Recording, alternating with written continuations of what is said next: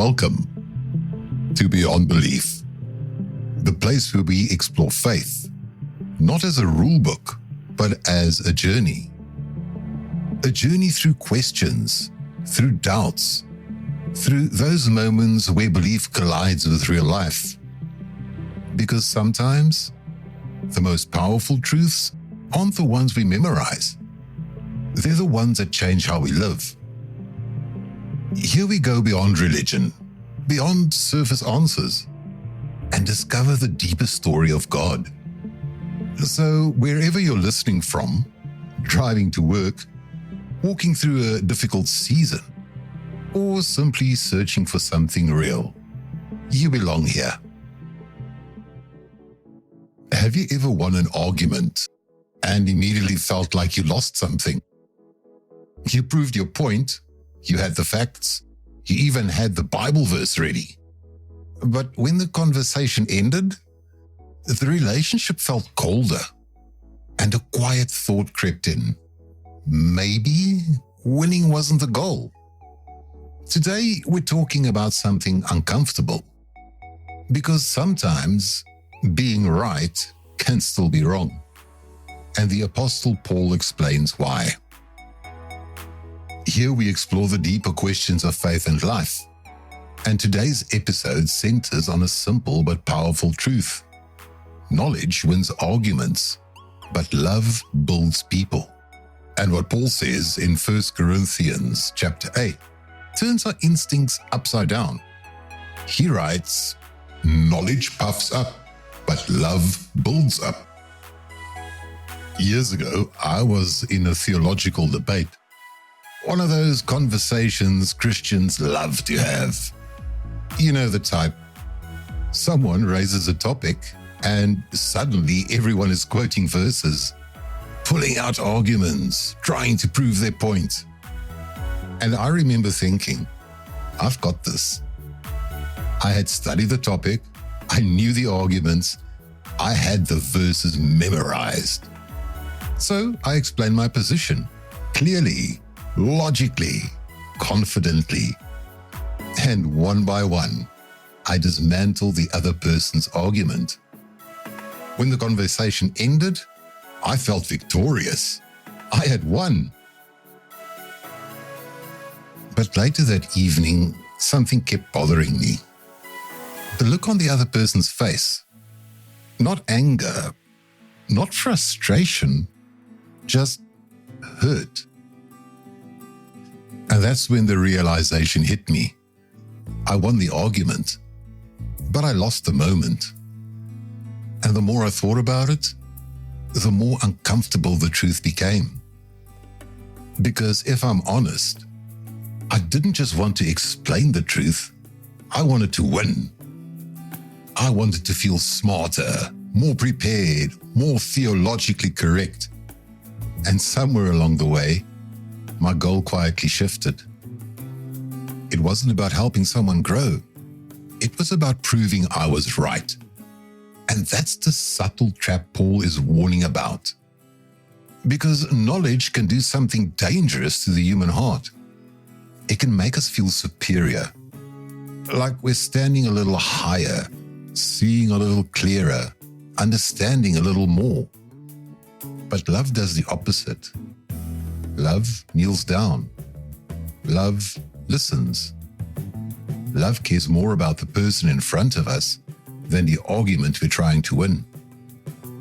Imagine this: a crowded dinner table, friends gathered, conversation flowing. Then someone raises a controversial topic. Suddenly, the atmosphere shifts. Voices get louder, opinions sharpen. Someone quotes scripture, someone else counters. And slowly, the conversation becomes less about truth and more about winning. You've seen it. Maybe you've been in it. Maybe you've been me in that moment. And here's the uncomfortable question. What if Christianity was never meant to be about winning arguments? And honestly, our culture thrives on being right. Social media rewards it. Debates celebrate it. Comment sections amplify it. But really, do we stop and ask, is this building anyone up? Because Jesus never said, "They will know you are my disciples by your superior arguments." He said, "They will know you by your love." And this is where 1 Corinthians chapter 8 gets fascinating. The argument in Corinth was about food. But to understand Paul's message, we need to understand the world the Corinthians were living in. Corinth was a city filled with temples. Everywhere you went, there were altars to different gods. Sacrifices were made daily. And after those sacrifices, the meat didn't just disappear. It was sold in the marketplace, served at public meals, shared at community gatherings, which meant something interesting. A Christian sitting down to eat dinner might suddenly wonder, wait, was this meat offered to an idol? For some believers, especially those who had recently left idol worship, that question mattered deeply. Because to them, eating the food felt like returning to the life God had rescued them from. But other Christians looked at the situation differently. They said, idols aren't real. There's only one God. So the food is just food. And theologically, they were correct. But Paul begins the chapter with a warning. Knowledge puffs up, but love builds up. Because being correct is not the highest goal of the Christian life. Love is. Faith is not just about what we understand. It's about how we care for the people around us. Picture two construction sites. On one side, a man is inflating a balloon, bigger and bigger and bigger. Everyone watching says, "Wow, that's impressive." But one tiny pin, and the whole thing disappears. On the other side, someone is laying bricks, slowly, patiently, one brick at a time. It doesn't look impressive at first, but years later, one structure still stands and the other is gone. Paul says, knowledge can inflate, but love builds. Paul then writes something incredibly important. Be careful that the exercise of your freedom does not become a stumbling block for the weak. Think about the humility in that statement. Paul is essentially saying, your freedom might be real, but it's not the most important thing. In modern Christianity, we often talk about freedom. Freedom in Christ, freedom from legalism, freedom from rules. And those things are true. But Paul adds an important balance. Freedom without love becomes selfish. Knowledge without love becomes pride. Truth without love becomes a weapon. But when truth and love come together, something beautiful happens. Truth guides us. Love shapes us. And suddenly faith stops being about proving something and starts becoming about becoming someone. Imagine walking across a narrow mountain bridge. Behind you are people who trust you. Now you know the bridge is safe. You know there's nothing to fear. But the people behind you aren't as confident. Suddenly, your choices affect more than just you. Because leadership means this: someone is always watching your steps. Then Paul says something shocking. If what I eat causes my brother or sister to fall, I will never eat meat again. Think about that. Paul says, if exercising my freedom harms someone's faith, I'll give it up. Not because I must, but because love chooses sacrifice. And suddenly we realize something powerful. This principle, is exactly what Jesus did. Jesus had all knowledge, all authority, all power. If anyone had the right to win every argument, it was him. But he didn't come to win debates. He came to rescue people. He didn't shame sinners. He restored them. He didn't crush the weak. He lifted them. And the ultimate expression of that love was the cross. The cross is where truth and love meet, where justice is satisfied and mercy is poured out. Jesus had every right to walk away from the cross, every right to stop the suffering, every right to call down angels. But instead, he chose love. He surrendered his rights for us, for redemption. And suddenly, 1 Corinthians chapter 8 becomes crystal clear. The highest form of spiritual maturity is not knowing more, it's loving more. So here's a question for today. Not, am I allowed to do this, but will this build someone up? Because mature faith isn't measured by how much freedom we exercise. It's measured by how much love we express.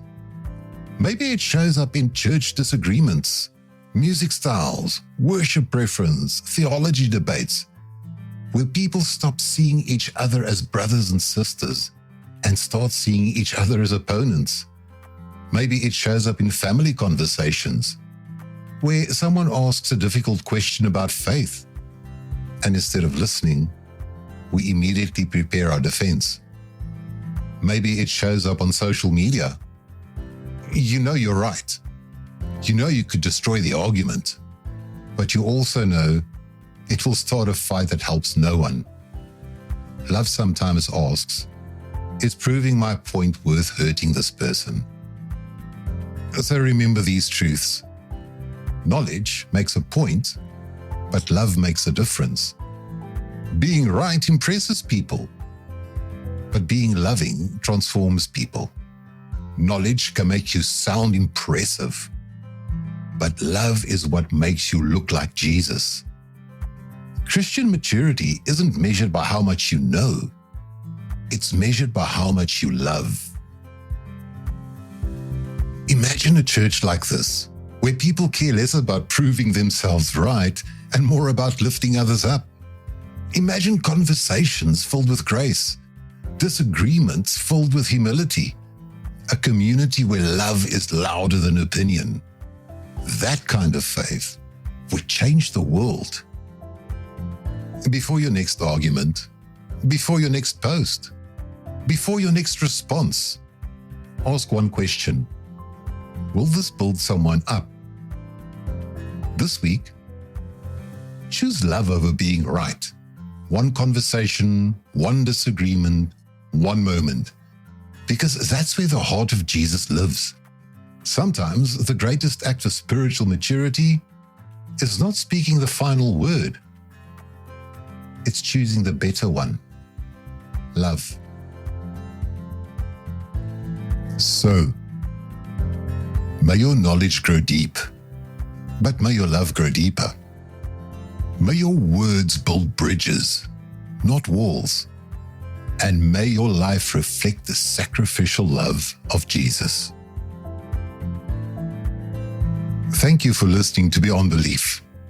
If this episode encouraged you, share it with someone who needs it. Because sometimes the most powerful faith is the faith that chooses love first. The world doesn't need more Christians who win debates. It needs Christians who love like Jesus. Christ didn't come to prove points. He came to rescue hearts. And that's our call too. So before your next argument, before your next reply, before your next Facebook comment, ask one question. Will this build someone up? Because sometimes the more radical act of faith is choosing love over being right. And when you do, you don't just teach truth. You show it. You live it. You become it. This is faith beyond belief. God bless.